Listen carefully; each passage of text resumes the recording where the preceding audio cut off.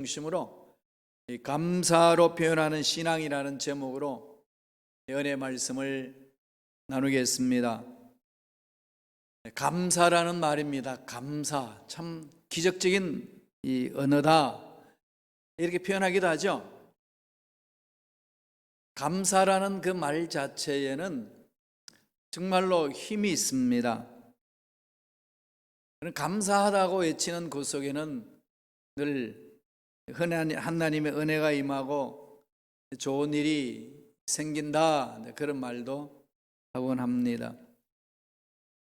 사실 세상에서 말하는 긍정 마인드, 컨트롤하는 거, 마인드 컨트롤하는 그 모든 심리적인 요소에서도 감사라는 단어는 아주 효과적이 있다고 이야기를 합니다. 웨스턴 스타일의 언어들 보면은 언제나 이 감사라는 말이 입에 달고 다니는 그런 스타일이죠. 늘 감사합니다. 땡큐가 붙어 있죠, 미국 사람들. 독일에도 단케가 그냥 붙어 있습니다. 생활 습관이 이제 그렇게 되는 거죠. 기독교 공동체 문화에는 늘 감사가 이어집니다.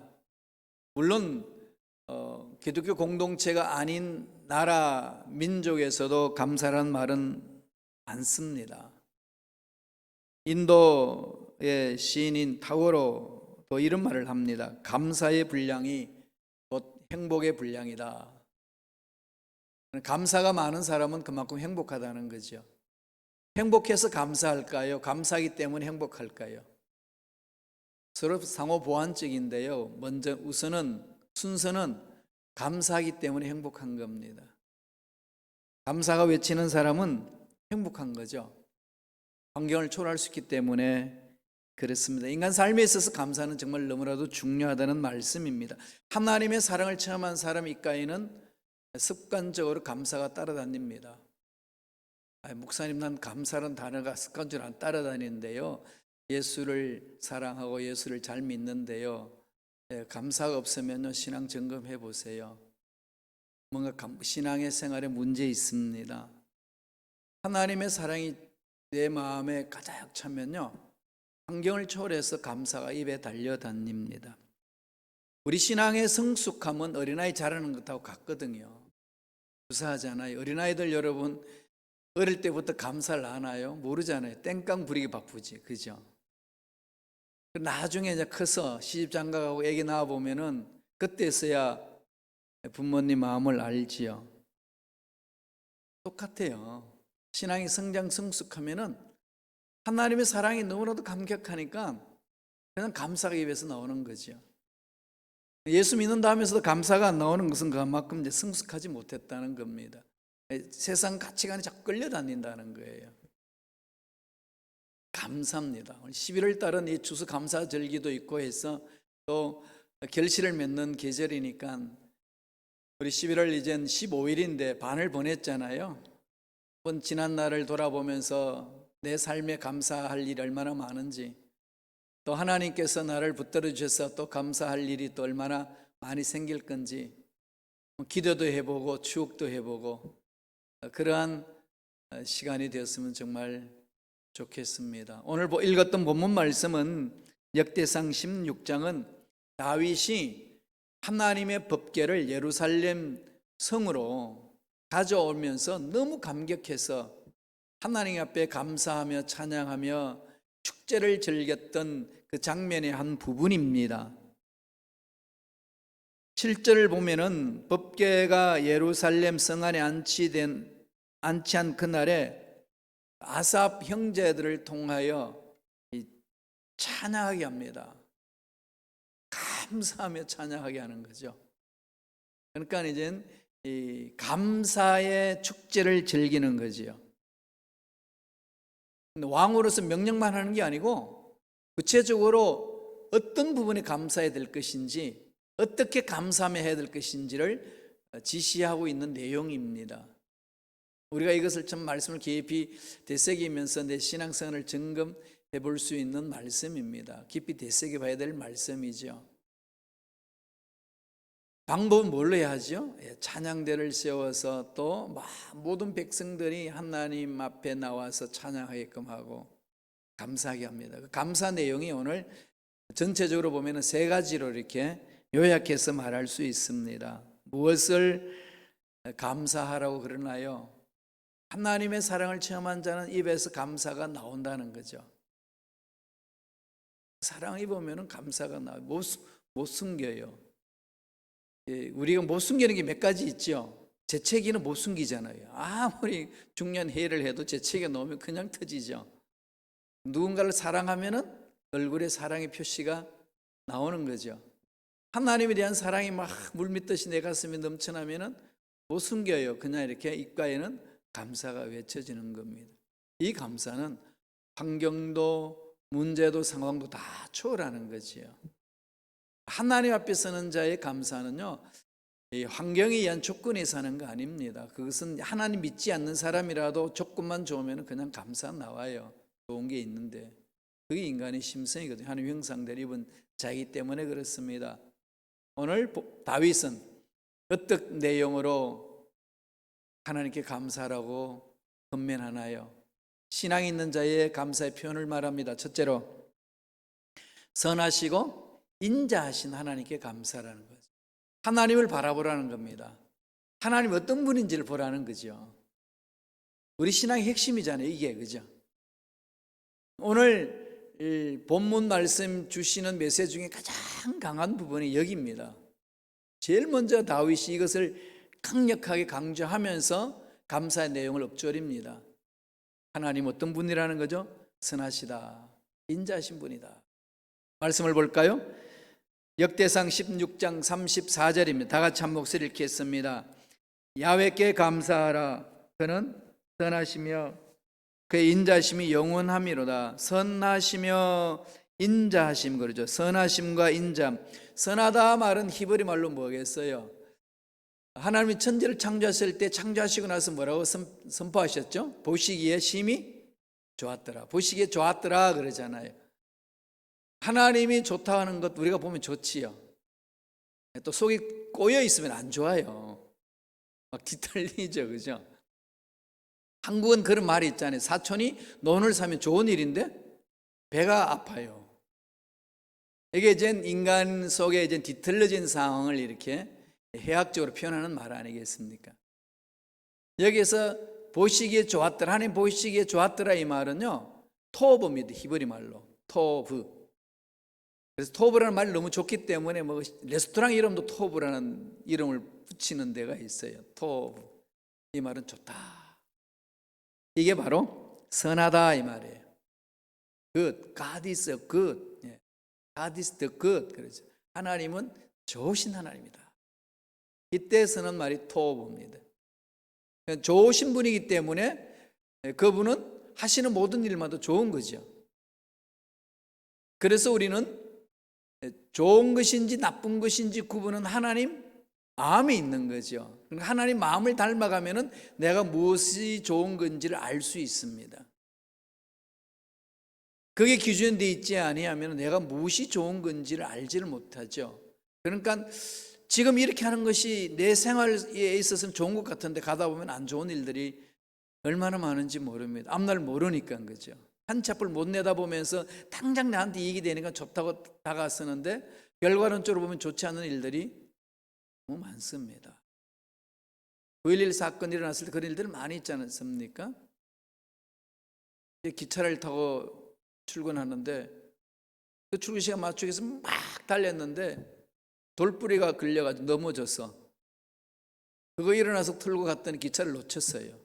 발을 동동 굴렸습니다. 그런데 다음 기차 타려고 하니까 소식이 들려오는 거죠. 그 기차가 도착한 그때에 9.1 쌍둥이 빌딩이 무너졌다는 거. 물론 한 특별한 예입니다마는 그 기차를 놓치고 나서 그 출근길에 망쳤다고 난리쳤던 그가 오히려 놓친 게 더 좋은 거죠. 안 놓쳤으면 생명을 잃는 것.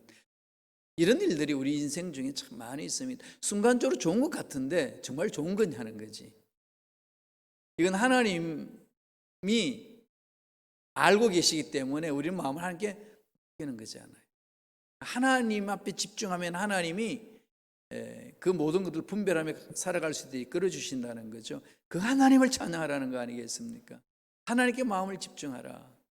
그런데 우리들은 자꾸 환경에 집중하게 돼 있어요. 사람이 돈이 있으면은 불안함이 없는데 돈이 없으면 불안해지고 두렵고 그러잖아요. 마음의 여유도 없고 짜증나고. 그래서 어려움을 많이 겪거든요. 하나님 살아계신 거 알고 있어요. 신뢰를 못하면 그렇게 일이 생기는 겁니다. 다윗은 그러한 상황들을 다 염두에 두고 외치는 거죠. 우리가 찬양할 수 있는 것은 하나님은 좋으신 분이다, 선하신 분이다, 그 이야기를 합니다. 이게 우리 신앙생활 할 때 가장 마음속 깊이 박혀 있어야 돼요. 그래야 어려운 상황이 있을 때에 떨지 아니하고 오히려 더 넉넉한 마음을 가지고 나아갈 수 있습니다. 또 하나 뭐라고 이야기합니까? 인자하시다는 거죠. 선하시고 인자하신 하나님을 찬양하라. 선하시다, 토브라고 그랬죠. 인자하다는 게 뭘까요? 많이 들어보셨죠? 인자하심. 헤세드입니다. 히브리 말로 헤세드. 헤세드라는 말은 은혜다, 긍휼히 여긴다, 하나님이 자비로우신 분이다, 뭐 여러 가지 나오죠. 이 헤세드가 헬라어에는 뭘로 이야기하죠? 아가페다. 그러죠. 아가페. 아가페 그러면 이렇게 많이 들어봐서 알잖아요. 그렇죠? 하나님의 사랑하심이죠.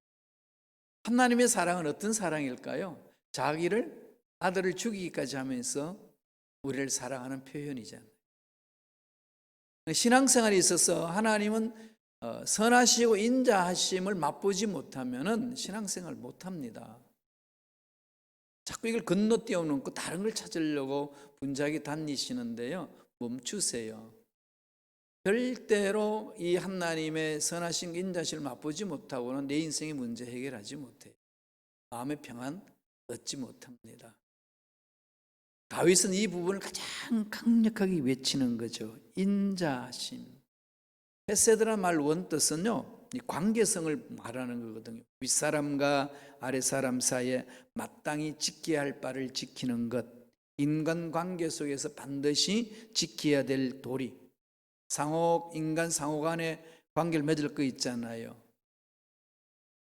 주인과 종의 관계에서 지켜야 될 도리, 윗사람과 아랫사람들이 지켜야 될 도리, 부부간에 지켜야 될 도리, 부모와 자식 간에 지켜야 될 도리, 이런 관계 속에서 일어나는 모든 마음을 헤세드다 그럽니다.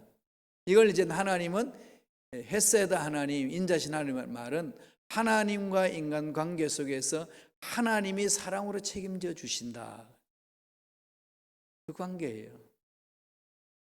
어떻게 책임지실까요? 여러분, 이걸 잘 모르잖아요, 우리가. 그죠? 이걸 알 수 있도록 하나님 어떻게 가르쳐 주시죠? 부모와 자식 간의 관계를 통해서 알게 하시는 거예요. 자녀가 아프면 부모 마음은 어떠죠? 아프든지 말든지 네가 그냥 일어서라, 이렇게 하는 부모 누가 있어요?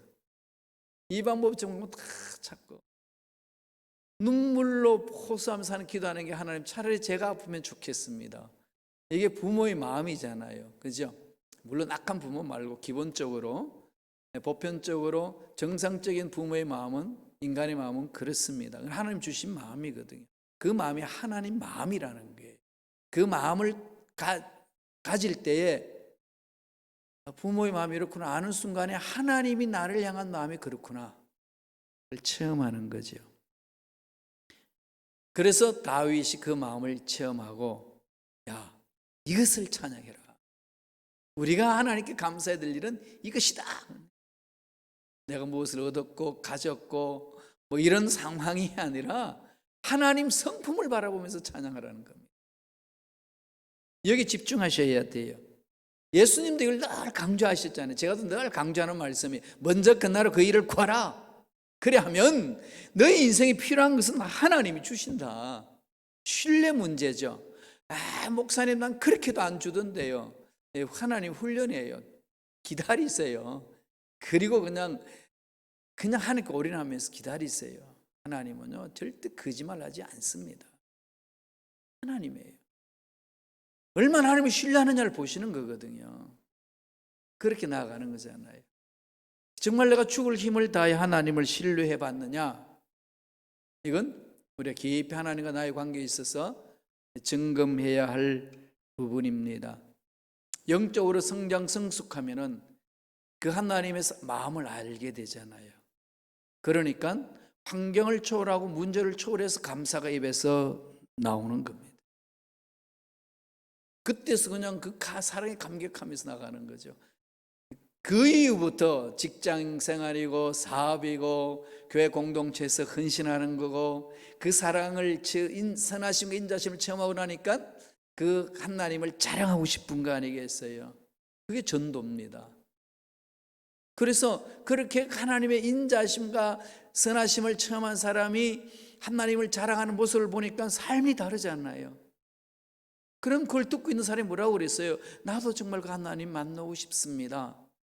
이런 말을 듣는 거거든요. 그게 전도예요. 우리는 물론 복음을 전하는 게 전도다 그렇게 하는데 그 전도예요. 그런데 그 전도는 삶이 따라가 줘야 돼요. 목사님이 설교를 했는데 그 설교한 내용과 다르게 살면은 여러분 그 목사님의 설교를 들으시겠어요? 그죠? 예, 저도 역시 그렇습니다. 전부 그렇게 그냥 이 말과 삶이 완벽하게 일치되는 삶을 잘 살지 못합니다만 그래도 몸부림을 치는 부분이에요. 누구보다도 몸부림을 치면서 그렇게 살려고 그러고 또 산 만큼 또 설교하려고 그러고 또 설교한 내용대로 살려고 몸부림을 칩니다. 이 속에 서로 위로가 있고 서로 긍휼함이 있고 기도해 주는 거 아니겠어요? 서로 신뢰함이 가는 거 아니겠습니까? 예, 이런 것을 드러내는 거거든요. 그게 전도라는 겁니다. 저 교회 성도들은 말과 삶이 같네. 바뀌었어. 나도 그 공동체 가서 신앙생활 했으면 좋겠어. 이런 마음을 가지게 하는 거잖아요. 그렇게 하려면 뭐죠?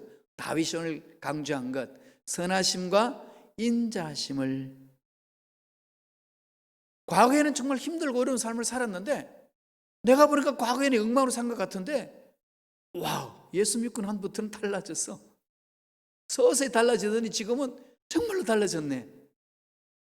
하나님의 선하신 인자심을 체험한 자의 특징이라는 겁니다. 여기에서 이제 뭐가 나온다고요? 감사가 나온다는 거죠. 두 번째, 뭘 또 이야기하라는 거죠? 같은 맥락 속에 있는 말씀이에요. 구원하신 하나님께 감사. 나를 살려주셨다는 거 아니겠어요? 그렇죠? 나를 살려주셨다. 어떻게 말하는지 볼까요? 역대상 16장 35절 말씀입니다.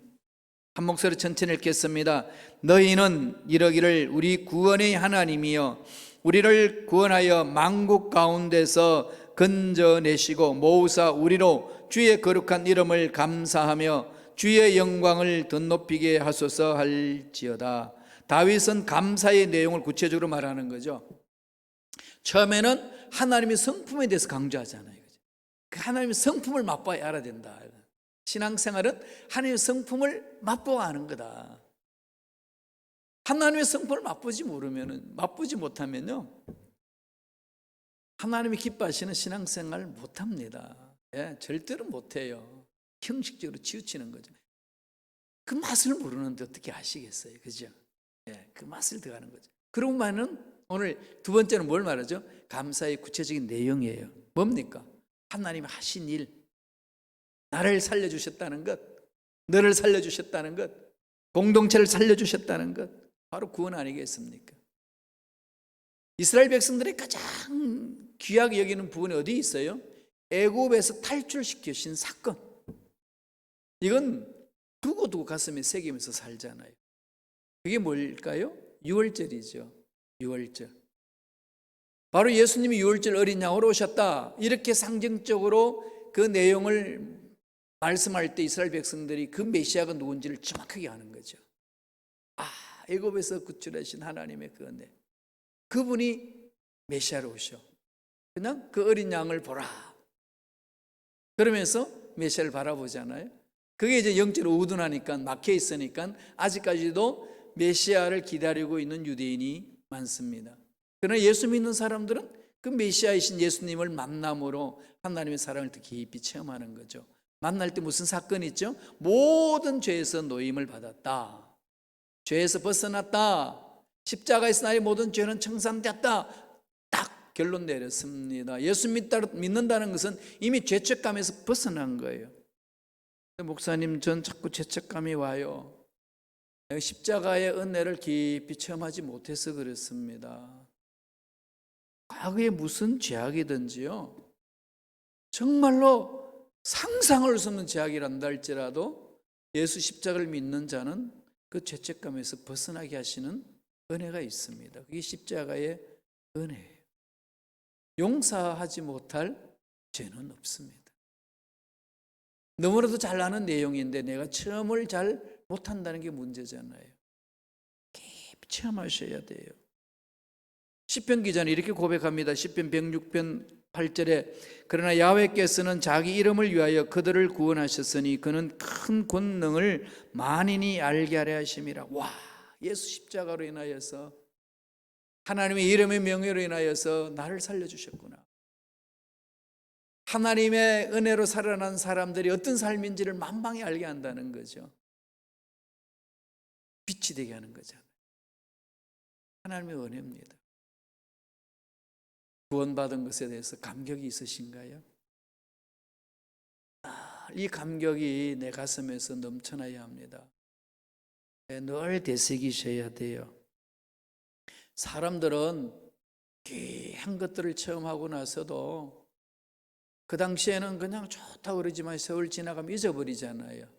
한국말에 그런 말이 있죠. 화장실 가기 전과 갔다 온 후가 다르다고. 이게 정말 녹을 줄 잘 표현한 것 같아요. 그렇지 않나요? 그렇죠. 가기 전에는 뭐 그냥 가만히 있어도 다 갔다 오면 다 해결했다 이거지. 뒤돌아보지 않고 그냥 빠이빠이 하는 경우가 인간들의 연약함이 있잖아요.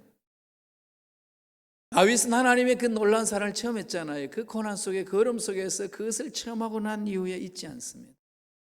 감격하는 거죠. 하나님이 나를 살려주셨다는 사실에 감격함이 넘쳐납니다. 사실 다윗만큼 이 고생한 인물도 드물지 않습니까? 사울에게 쫓기면서 그렇게 그냥 인생이 그냥 꼭 낭떠러 떨어지는 것만 같은 그런 상황을 얼마나 많이 경험을 합니까? 그런데 순간순간 하나님이 보살펴 주셔요. 그래서 다윗이 고백하기를 사망의 엄침한 골짜기를 지난다 할지라도 내가 해를 두려워하지 않을 것은 주께서 나와 함께 하심이라. 코로나19로 인하여서 팬데믹 현상이 있는 저와 여러분에게 주시는 메시지잖아요. 지금 전 지구촌이 사망의 엄침한 골짜기를 지나잖아요. 그런데 우리는 두려워하지 않습니다. 주님 함께 하시니까. 먹을 것이 없어서 굶어 죽을 것 같았는데, 그런데 하나님께서 어떻게 아시고 그렇게 채워주시는지 몰라요. 이렇게 저렇게 하나님께 매달리는 거죠. 하나님이 그렇게 우리를 책임지신다는 겁니다. 십자가의 사랑이잖아요. 독생자도 아끼지 아니하시고 내어주신 하나님의 사랑. 하나님은 그렇게 우리를 사랑한다고 말씀하고 있습니다. 교회 오자마자 십자가를 팍 바라보시면서요, 묵상하세요. 저 십자가가 나를 살렸구나. 나의 굶주림에서 살려주셨고 막힌 문제도 뚫어주시고 장애물도 제거하시는구나. 물론 내 상황을 봤을 때 절망 같은 상황입니다. 지금 이 코로나19로 팬데믹 현상에서 모두가 절망 같음을 느끼거든요. 이걸 그냥 인간의 이성으로 풀면 안 풀려요. 깜깜하잖아요. 어떻게 할까? 어떻게 해야 되나? 모두가 다 그래요. 이것은 이스라엘 백성들이 광야 애굽을 탈출해서 가나안 땅으로 가는 중간에 광야에 있을 때 상황하고 동일합니다. 홍해 앞에 놓였을 때의 상황을 묵상해 보세요. 전 요새 그것을 깊이 묵상합니다. 우리는 홍해 갈라진 걸 알지만은 그들은 모르잖아요. 아니 모세 말 믿고 따라갔는데, 하나님이 가라고 해서 갔는데, 가다 보니까 앞에 홍해고 양옆에는 산이고 뒤에는 애굽의 정예 부대 군사들이 쫓아오고 노안에 든 쥐잖아요. 말이 돼요 이게? 안 되죠. 죽었다 그런 거잖아요. 그런데 하나님 어떻게 하죠? 살 길이 열리잖아요. 그죠? 없는 길에 한 번도 인생들에 맛보지 못한 길을 하나님이 내어주시거든요. 누가 홍해 속에 그 길이 있는지를 알았겠습니까? 상상이나 했겠습니까? 여러분 직장생활, 여러분 사업장 하는 일들, 그 길이 자기 경험으로는 안 되는 길들, 꽉 막혀 있는 것들이 얼마나 많은지 모릅니다. 그런데 똑같은 현상 아니겠어요? 애국 백성들은 뭐 홍해 속의 길인 줄 압니까? 이걸 우습게 생각하지 말라는 겁니다. 한번 깊이 묵상해 보세요. 요새 제가 그 말씀을 깊이 묵상합니다. 그러므로 우리들은 하나님의 은혜로 구원받고 감사하고, 내가 구원받고 감사할 뿐만 아니라 너도 구원받고 감사하고, 우리 모두가 구원받고 감사할 수밖에 없구나. 그리고 교회만 오면은 입가에는 뭐가 달린다고요? 감사가 외쳐지는 거예요. 바울도 그랬어요. 데살로니가 전서 1장 2절에 보면 이런 말을 합니다. 우리가 너희 모두로 말미암아 항상 하나님께 감사하며. 이렇게 예배 드리는 분들이 계신다는 게 정말 감사하죠. 여러분들 보면 정말 감사해요. 새벽 예배 드리고 앉아서 머릿속에 떠오르는 이름들 다 부르잖아요. 여러분들 이름을 부르고 주소록인 이름을 찾아서 부르고, 그러면 입가에서 뭐가 달릴까요? 감사하거든요. 왜? 이렇게 신앙생활을 함께 할 수 있다는 게 얼마나 감사한지 몰라요. 바울의 마음을 충분히 제가 이해할 수 있겠어요. 전 요새 또 깊이 묵상하는 게 헬렌 켈러 여사를 많이 묵상하는데요. 그분이 생각해 보세요. 보지 못하죠, 듣지 못하죠, 말하지 못하죠. 세 가지를 못하잖아요. 야, 어떻게 살았을까? 그가 나중에 이제 글도 배우고 의사 전달하는 것도 배우고 이 사람들과의 소통하는 걸 배우면서 삽니다. 듣지도 못하고 보지도 못하고 말하지도 못하는 위치인데도 불구하고 커뮤니케이션을 하고 자기 인생을 갖고 나가는 삶을 만들어가는 거죠. 그냥 객관적으로 보면 절체절명이잖아요. 그죠? 더 이상 뭐 희망이 없는 겁니다. 근데 그는 살아가요. 수많은 사람에게 용기를 주고 빛을 주잖아요. 그가 한 말을 제가 잊지 못합니다. 만약에 내가 3일 동안 볼 수만 있다면, 자기를 가르쳐준 셀리번 선생님 얼굴 보고 싶고, 아침 일찍에 먼덩이 턴 햇살을 좀 보고 싶고, 출근길에 많은 사람들을 활기차게 돌아다니는 모습을 보고 싶다. 이 세 가지는 여러분 다 보시죠? 헬렌 켈러는 3일 동안 본다면 내가 그렇게 하고 싶다. 감사하지 않을 사람이 있겠어요, 여러분? 그건 다 보잖아요. 그만큼 우리 감사를 많이 잊고 삽니다. 좀 감사를 많이 외치면 살면 좋겠습니다. 마지막으로 어떻게 다윗은 가르치나요? 아멘으로 하답하며 감사라는 거죠. 아멘. 내 끝 하나님 주신 말씀인 줄로 믿습니다. 16장 36절 한번 읽어볼까요? 다 같이 읽겠습니다. 야훼 이스라엘의 하나님을 영원부터 영원까지 송축할지로다 하며 모든 백성이 아멘하고 야훼를 찬양하였더라. 아멘으로 하답하는 그대로 될 줄로 믿습니다. 하나님 하신 말씀 그대로 이루어질 줄로 믿습니다. 이 아멘으로 하답하는 것은 느헤미야 8장 6절에도 나오거든요. 에스라가 말씀 읽을 때 말씀을 받았던 그 백성들이 아멘하며 하답합니다. 보세요. 8장 6절에 에스라가, 느헤미야 8장 6절입니다. 에스라가 위대하신 하나님 야훼를 송축하며 모든 백성이 손을 들고 아멘 아멘하고 응답하고 몸을 굽혀 얼굴을 땅에 대고 야훼께 경배하니라. 모든 백성이 아멘 아멘 하답하면서 찬양합니다. 그대로 될 줄로 믿습니다. 하나님 앞날이 열려질 줄로 믿습니다. 하나님 나의 병의 문제 치료될 줄로 믿습니다. 나의 물질의 문제 회복될 줄로 믿습니다. 나의 사업 문제도 확 열릴 줄로 믿습니다. 우리 교회 공동체의 모든 어려운 문제도 해결되는 역사가 날 줄로 믿습니다. 우리 자녀들 앞날도 열리는 은혜가 임할 줄로 믿습니다. 아멘 외치는 겁니다. 독일에서 어떤 여자가 혀에 설암이라는 거죠. 혀에 암이 걸려서 그 암세포를 잘라내기 때문에 혀를 잘라야 됩니다. 그래서 할 수 있어요. 마취과 의사가 그럽니다. 이번 마취하면 더 이상 당신은 눈 뜨는 순간에 말을 못할 겁니다. 이 마취하는 순간에 당신은 이젠 혀를 끝나고는 자르기 때문에 말을 못합니다. 마지막 말 무엇을 남길 수 있겠습니까? 여러분 무슨 말 남기시겠어요?